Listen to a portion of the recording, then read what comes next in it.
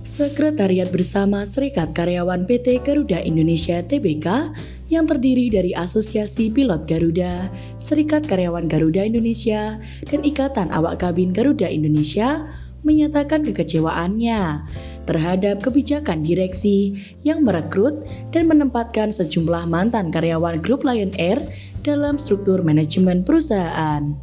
Sekretariat Bersama menilai kebijakan ini tidak transparan dan berpotensi mengganggu prinsip good corporate governance yang selama ini telah dibangun. Selama ini Garuda Indonesia telah memiliki sumber daya manusia internal yang kompeten, berintegritas, serta loyal terhadap perusahaan. Tulis Sekretariat Bersama seperti yang dikutip Kamis 20 Maret 2025. Pada 5 Maret 2025, Sekretariat Bersama telah mengirimkan surat kepada Wamil dan Sani Panjaitan terkait permasalahan ini dan meminta agar 14 orang mantan karyawan grup Lion Air tersebut dinonaktifkan. Namun hingga saat ini belum ada tanggapan resmi dari pihak terkait. Para karyawan Garuda menilai rekrutmen dan penempatan ke-14 orang tersebut dilakukan tanpa transparansi dan tidak sesuai dengan ketentuan internal serta prinsip GCG. Sehingga hal ini menimbulkan keresahan di kalangan karyawan Garuda Indonesia, terutama karena adanya kesenjangan dengan karyawan internal yang telah lama bekerja dan mengikuti aturan jenjang karir di perusahaan. Lebih lanjut, kebijakan ini juga dinilai berpotensi menimbulkan konflik kepentingan karena tidak dilakukan dengan justifikasi kebutuhan bisnis yang jelas serta mengabaikan aspek etika dan integritas perusahaan.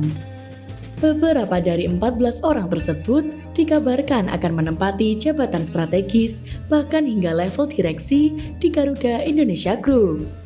Polemik ini semakin memperburuk kepercayaan masyarakat dan investor terhadap Garuda Indonesia.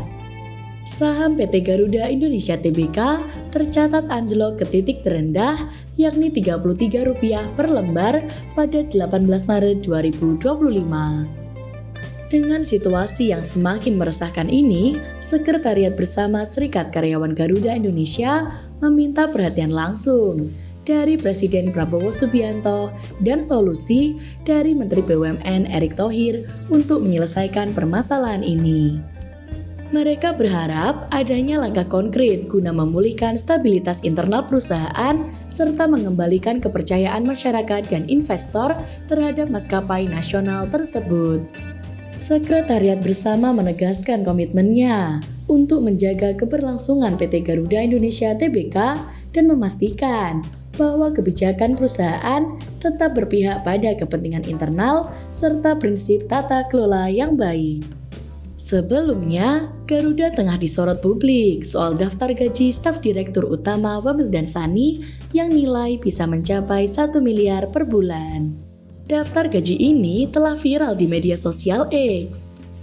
Seperti dikutip dari akun X @buspurwa, Selasa 4 Maret 2025, terunggah gambar yang memuat daftar gaji karyawan mantan pegawai Lion Air yang dibawa oleh Dirut Garuda Indonesia menjadi karyawan Garuda Indonesia. Dalam gambar tersebut terdapat nama, besaran gaji hingga jabatan sebanyak 14 orang. Adapun total nilai gaji 14 orang itu sebanyak 975,75 juta. Sejumlah nama yang tertera dalam daftar tersebut saat ini memang tercatat sebagai CEO C-Office Specialist hingga lead profesional di Garuda Indonesia yang bertugas membantu CEO dalam hal strategic function berdasarkan ekspertis masing-masing, mulai dari tataran perencanaan pengembangan bisnis, operasional, komersial, pengembangan jaringan, hingga ukungan dalam lingkup General Affairs. Direktur Human Capital and Corporate Service Garuda Indonesia, Eni Kristiani menyampaikan, perusahaan tentunya sangat memahami atensi publik yang timbul menyusul berkembangnya informasi daftar nama pegawai tersebut di media sosial. Dapat kami pastikan, Garuda Indonesia berkomitmen untuk senantiasa mengedepankan tata kelola organisasi dan human capital yang baik, termasuk dengan mengedepankan prinsip good corporate governance di dalamnya, serta mengacu pada business and industrial practice yang berlaku. ujarnya seperti dikutip dalam keterangan tertulis Rabu 5 Maret 2025. Eni menyayangkan adanya penyebarluasan informasi yang tidak sesuai dengan kondisi fakta. Dia pun meminta publik agar lebih bijak dalam menerima dan menyebarluaskan informasi yang validitas datanya belum dapat dipertanggungjawabkan. Dapat kami tegaskan, proses penerimaan pegawai tersebut dilakukan sesuai ketentuan rekrutmen kepegawaian yang berlaku di perusahaan. Yakni keseluruhan pegawai tersebut berstatus sebagai pegawai pro hire dengan kontrak kerja waktu tertentu, di mana komponen remunerasi yang diterima dilaksanakan sesuai dengan ketentuan remunerasi kepegawaian Garuda Indonesia yang turut mengacu pada market benchmark industri yang berlaku saat ini, pungkas dia.